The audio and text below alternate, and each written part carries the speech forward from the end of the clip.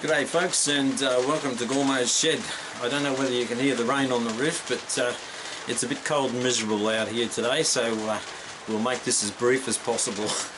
So here we go. Now, excuse me.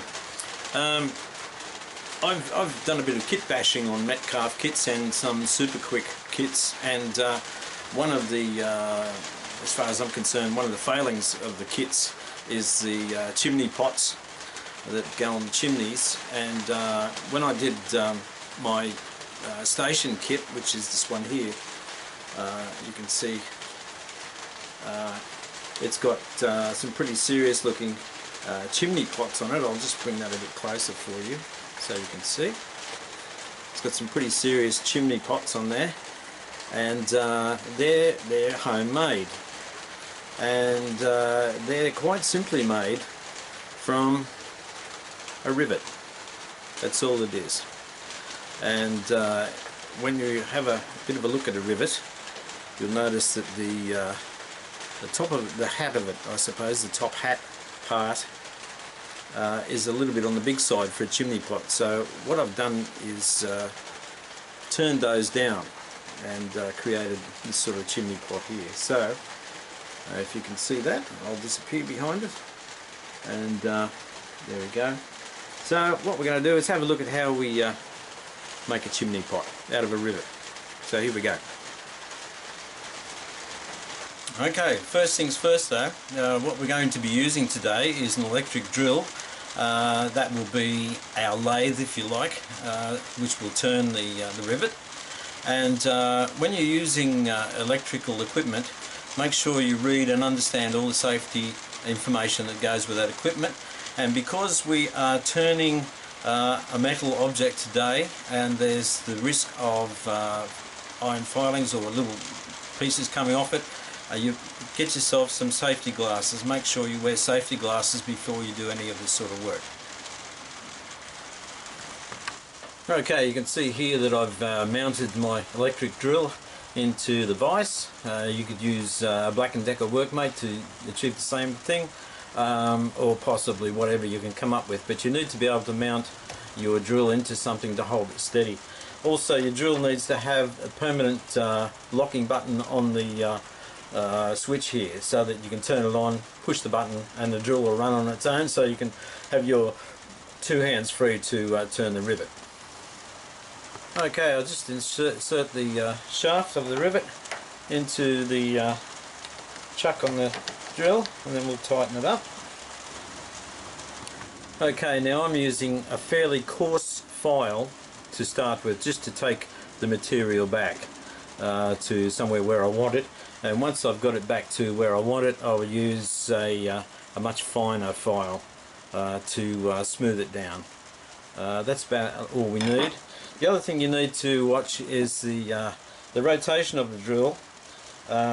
Mine rotates this way, so therefore if I place the file under the rivet like so, if the rivet grabs the file at all, it will throw it away from me. If I had it on top, it would throw it towards me.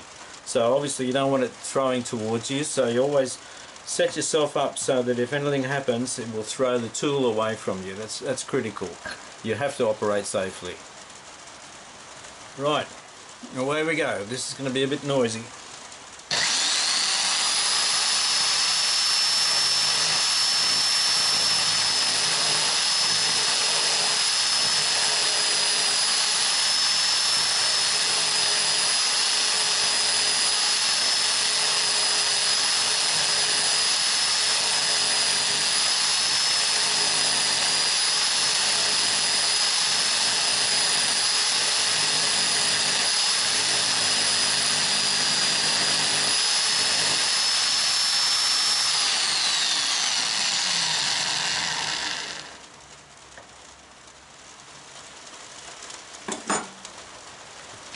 Okay, that's pretty good. Now we'll just give it a bit of a touch up with the fine file.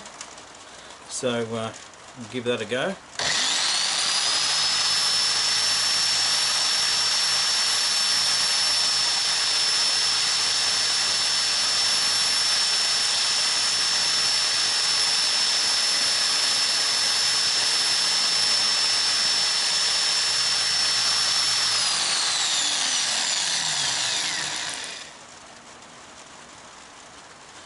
Okay, I think that'll do.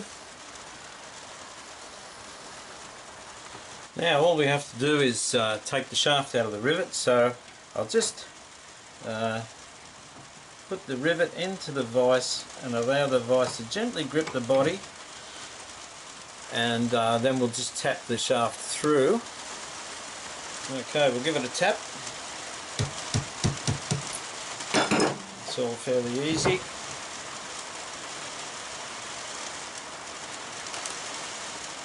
And there we have our chimney pot. It's now ready for painting and then gluing on to the little building.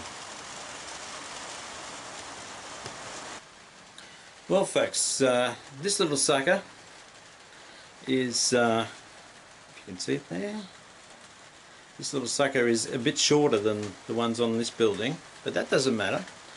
A bit of variation in chimney pots on your layout is a good thing. Just shows that everything's more natural, I suppose. So it's as simple as that, and there's all sorts of different size rivets around, and they're cheap as chips. And once it's painted up, you know, these make damn good chimney pots, as you can see. Well, I reckon they're good, as you can see from those. So that's it for this week. I'll see you next week. Cheers, Gormo.